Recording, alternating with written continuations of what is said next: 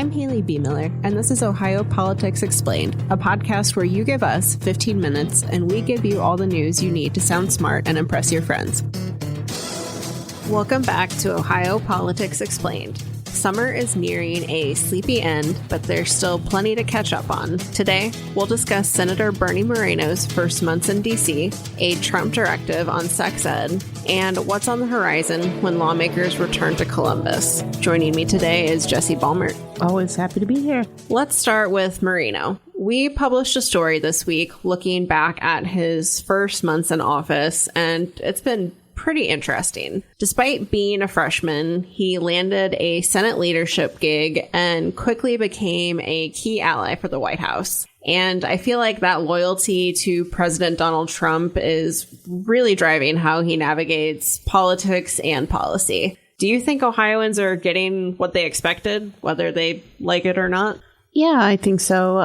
Senator Moreno was able to defeat Democrat Sherrod Brown pretty handily. Obviously, it was in a year where President Donald Trump was also on the ballot, and so that was helpful for a candidate who was endorsed by Trump. But really, the senator from the beginning has said that he is pro-Trump policies, and he's really been leaning into that in his new role and position.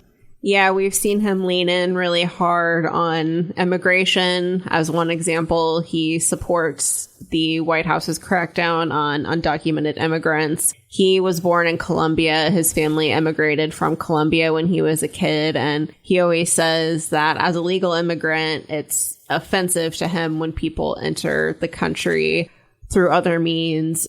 We've also seen him talk a lot about the so-called Big Beautiful Bill that passed earlier this year. He supported that, has been a big advocate for it, and that kind of got him in some hot water the other week in Cleveland. Yeah, I think Moreno and the crowd just really didn't see eye to eye on a variety of issues at the city club, including immigration and Ukraine and this big, beautiful bill. Cleveland tends to be a more democratic city, so it's maybe not surprising those were the protesters or the people who showed up. Yeah, it was a spicy lunch, and I think kind of emblematic of how he responds to criticism or detractors in some ways. He's kind of a fiery guy, not dissimilar to Vice President J.D. Vance. And you saw that play out a little bit. So that was, interesting. And I think we'll continue to see him put himself at the center of big issues, whether it was the big fight in Cincinnati or the closure of the paper mill in Chillicothe last month. He always tends to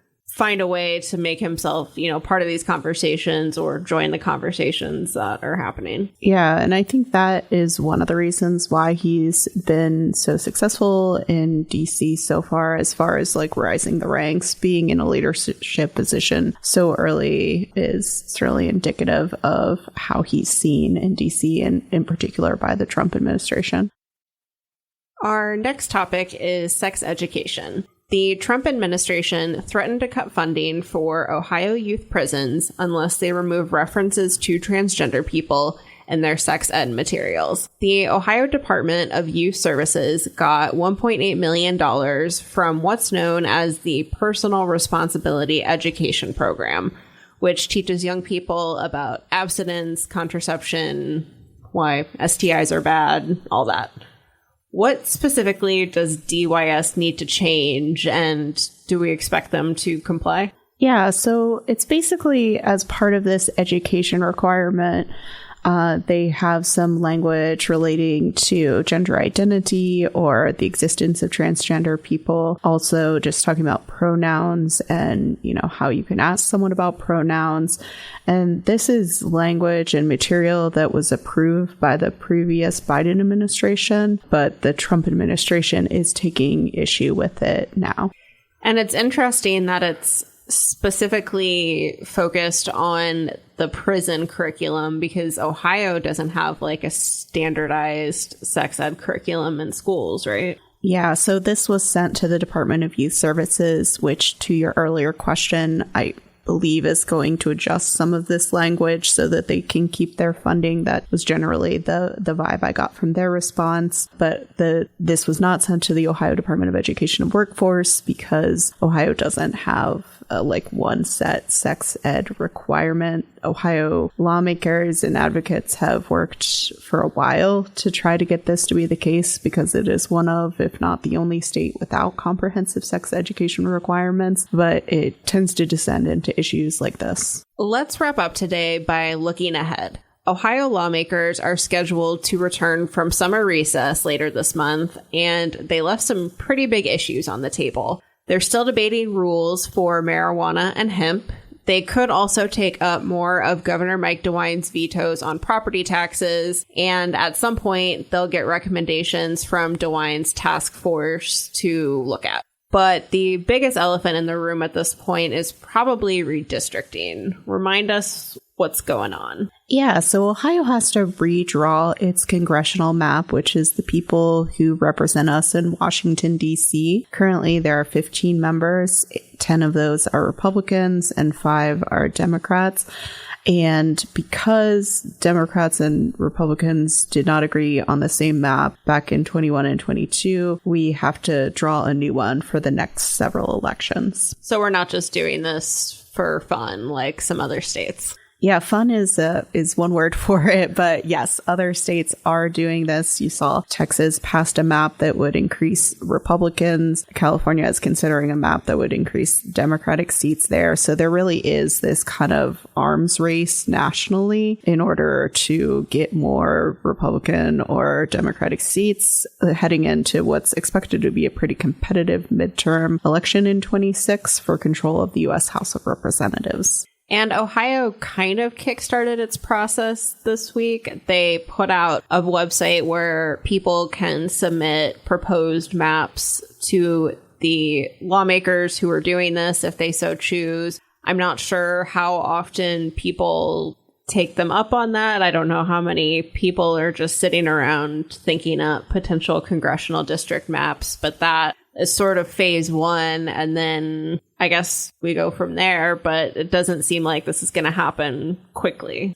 Yeah, there's kind of a 3-phase process with this. I would be surprised if Ohio approves a map in the first month, which is September. We're already here. That's when the Ohio lawmakers would have to approve it, and there has to be a pretty significant Democratic buy-in for that to happen. After that point, it goes to this 7-member Ohio Redistricting Commission, which includes 4 lawmakers and then 3 statewide officials. All 3 of those statewide officials are Republicans, so once again, the GOP has the advantage. And then if they can't come to a conclusion, it heads to November where this map could be approved without any Democratic support. I know there's going to be a push from Democrats to stick with the current map, if not find ways to improve it.